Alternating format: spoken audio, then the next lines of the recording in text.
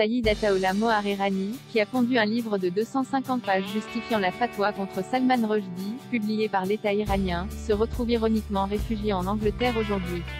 Après la tentative d'assassinat de Salman Rushdie, le 12 août, par un Américain de famille libanaise, qui a exprimé sur les réseaux sociaux son enthousiasme pour le régime iranien, peu de politiques dans les démocraties occidentales ont eu le courage de nommer l'ennemi. La France est un des rares pays où une poignée a osé dénoncer l'islamisme plutôt que l'obscurantisme. Voir l'article de Céline Pina dans le magazine de septembre, pages 28 à 29. Au pays où Rushdie a grandi, le Royaume-Uni, le manque de courage politique a été frappant. Mais il y a pire encore.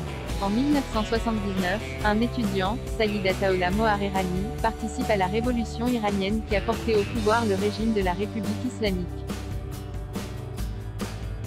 L'année suivante, il devient député et continue à servir le régime au cours de cette décennie qui voit la mise à mort de milliers d'opposants. En 1989, l'ayatollah Khomeini lance sa fatwa enjoignant à tous les musulmans d'assassiner Rushdie sans délai. C'est à Moharerani qu'incombe la tâche de justifier cette condamnation à mort.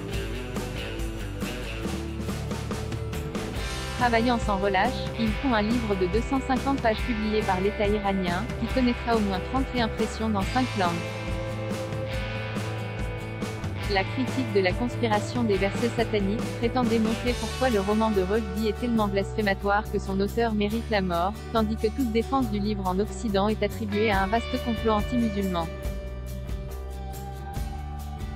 Après 3 ans comme ministre de la Culture et de l'Orientation islamique entre 1997 et 2000, où il acquiert une réputation de modéré, Moharerani est contraint, en 2004, de quitter son pays pour une affaire de mœurs.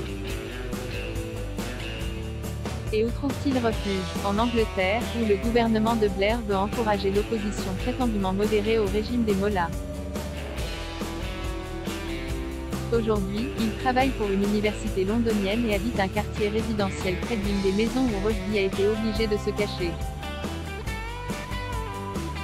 Moharerani n'a cessé de défendre son livre, même après l'attaque du 12 août, qu'il qualifie d'incident tragique. Sa justification, il n'a fait qu'écrire un livre. Article extrait du magazine Causeur numéro 104 septembre 2022 édition numérique acheté à lire aussi. Du même auteur abonné le bilan contrasté de Bojo Causeur, pourquoi Macron ne comprend rien à la Francity Hussein, les leçons d'une expulsion ratée.